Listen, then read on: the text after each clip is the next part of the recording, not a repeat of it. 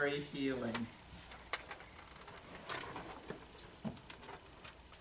May we stop soil contamination and deforestation. May we bring forth cleaner soil and reforestation. Power of the sacred earth, guide us in this work to bring healing to planet Earth. May we stop air poisoning and ozone layer depletion. May we bring forth cleaner air and atmosphere restoration. Power of the sacred air, guide us in this work to bring healing to planet Earth. May we stop energy wastefulness and pollution. May we bring forth cleaner energy and energy conservation. Power of the sacred fire, guide us in this work to bring healing to planet Earth. May we stop water pollution and ocean destruction.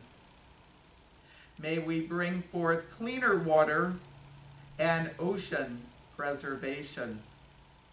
Power of the sacred water, guide us in this work to bring healing to planet Earth. May we put an end to social and spiritual toxicity.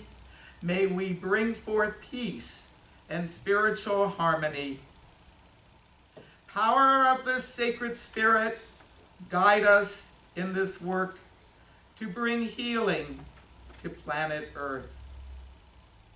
May we live in harmony with other humans. May we live in harmony with all of nature on this planet and beyond. May we work together to end planetary sickness. May we work together to bring forth planetary wellness. Power of Mother Nature, guide us in this work to bring healing to planet Earth. So be it.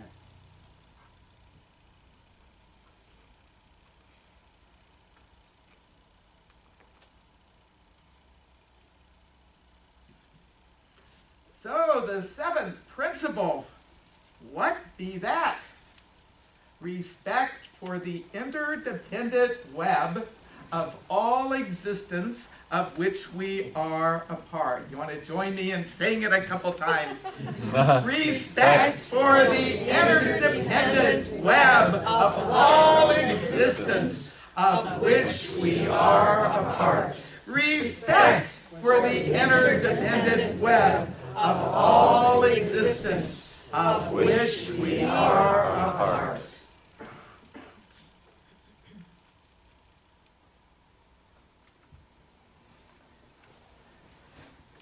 Okay, that is the seventh principle.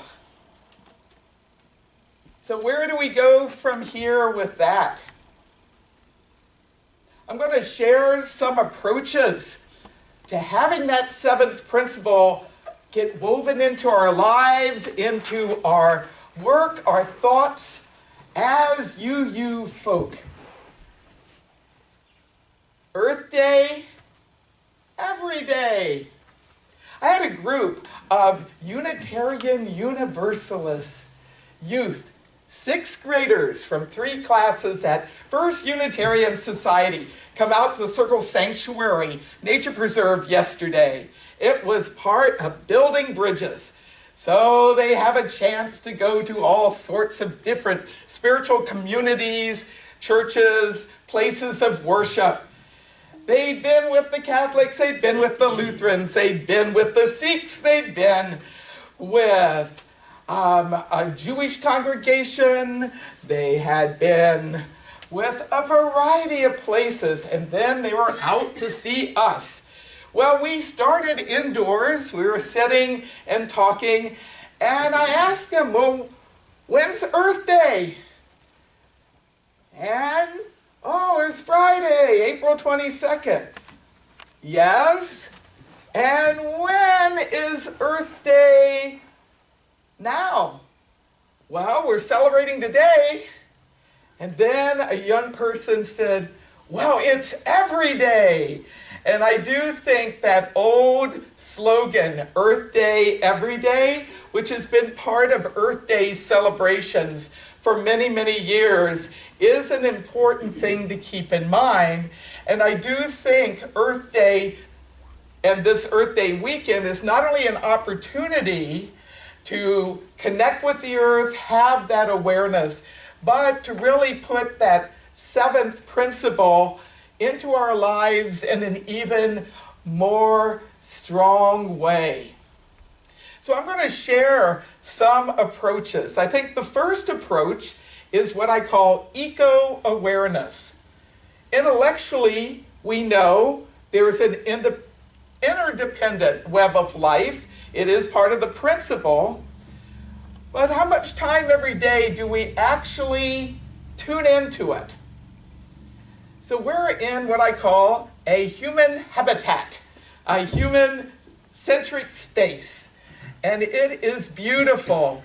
And one of the wonderful things about this place in space is not only the wonderful people that are here and the wonderful things that have happened, but the artistic expressions connect us with nature in that interdependent web of life. Not only nature images, we have our joys and concerns tree on tree stump, which I think is really fabulous. But we have colors of spectrum light, the rainbow around us. And while certainly being indoors in human-created spaces with wonderful art and other reminders of that interdependent web that we are part of is a wonderful thing. Actually being able to be outside, even if it's only for a few minutes, with the awareness that that interdependent web of life is all around us. One of the things that is up and coming in the realm of psychology, where I got my academic training many years ago, have worked in that area over time, there's a field called eco-psychology. And what do eco-psychology folk do? We not only try to figure out why climate change deniers are having that issue, but we also look at the dynamics of humankind in relation with that web of life and ways to help bring about greater wellness with the humans that are with their devices, in their spaces. So eco-awareness has to do with taking some moments every day and just having that appreciation and interconnectedness in our consciousness of that world that is beyond us. Then there's eco-education. This is called Learn the Science. And I made a joke about climate change deniers. There's a wide range of attitudes about what is happening with all this weird weather that we've had, especially over the last decade or so. But yet, if you really take a look at the charts and the graphs, you're going to see that we are getting warmer here on planet Earth. And it is important to keep our knowledge updated, not only what's happening with us, our neighbors, our loved ones, our family, our friends, but our knowledge updated about that larger world of which we're part. And that not only means current events and what humans are saying and doing with each other, but that larger world that we're part of. To spend some time every week allowing yourself to tune in what's happening in the realm of creatures, of plants, of ecosystems.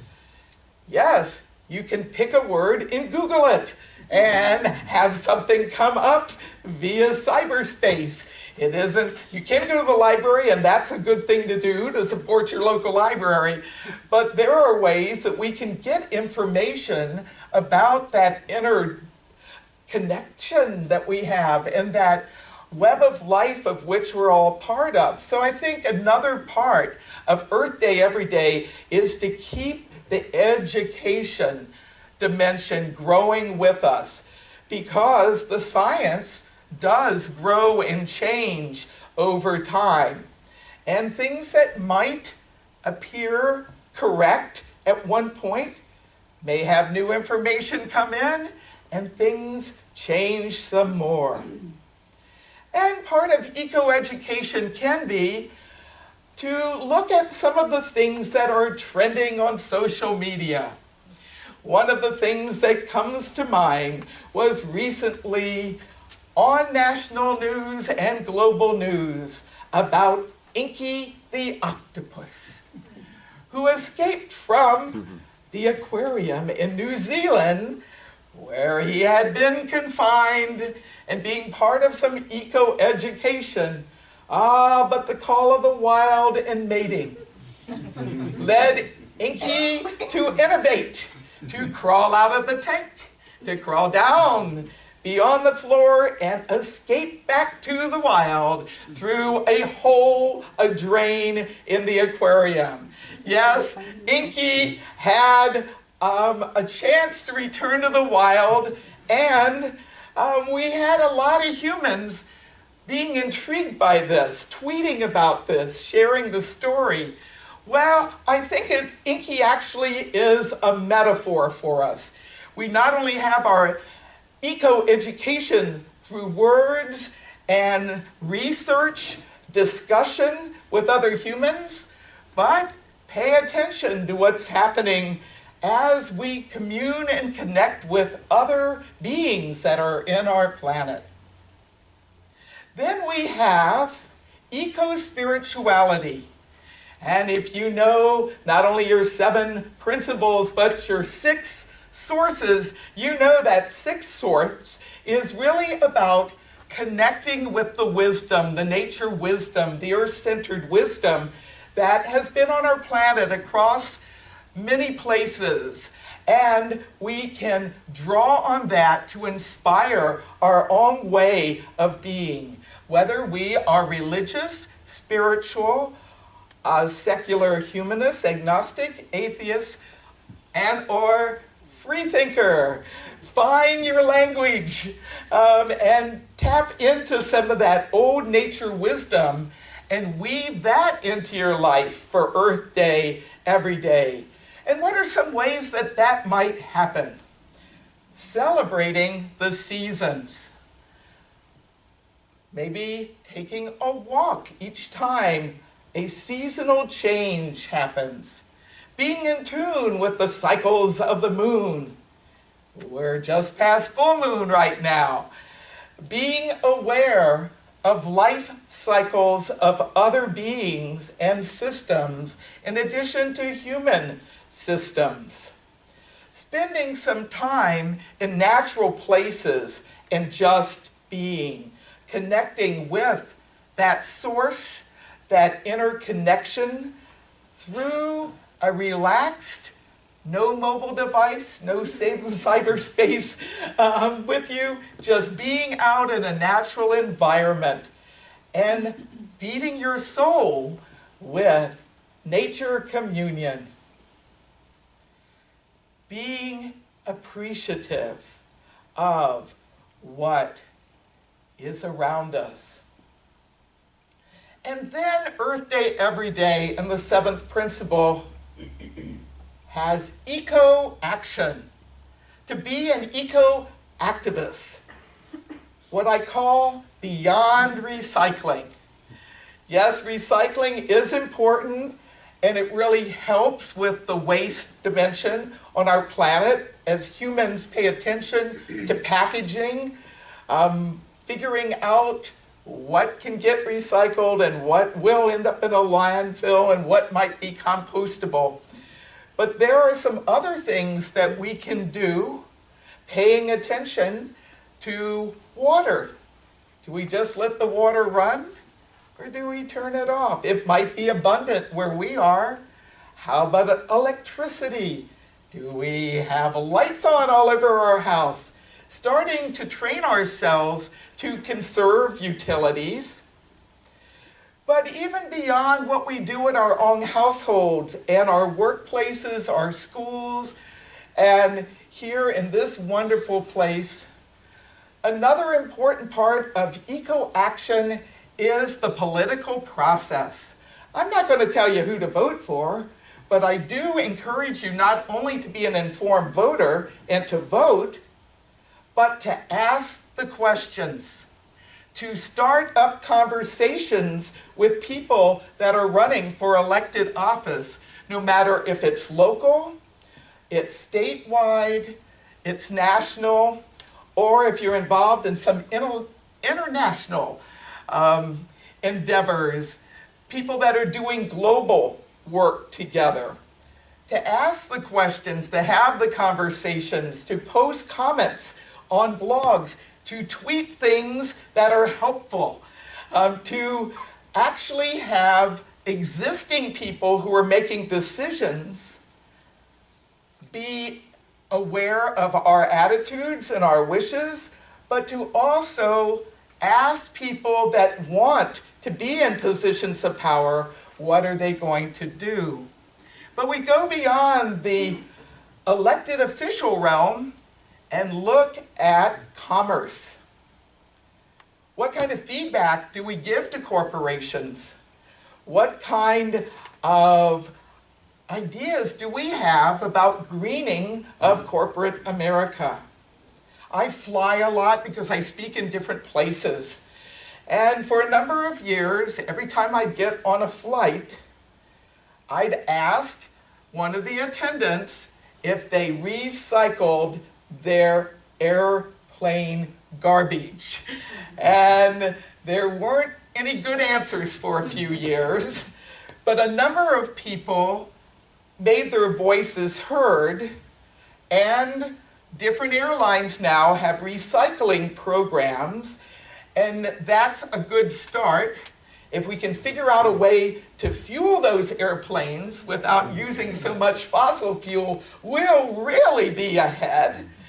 There is actually a prototype airplane that is flying around the world right now on solar power only. So there are things ahead that can come to be. Finally, eco-celebration. We could get really bummed out if we got ourselves totally educated about all the things that are not right with the environment right now due to what humans are doing. And I'm not saying ignore that, no. Be aware of it and then pick something that you're going to take some action on. But in addition to all these other ways of Earth Day, every day, celebrate. Celebrate the connections we have with each other. Celebrate the connections we have out in nature. Celebrate Earth Day every day. So now it's the interactive portion for the next few moments before we do our closing.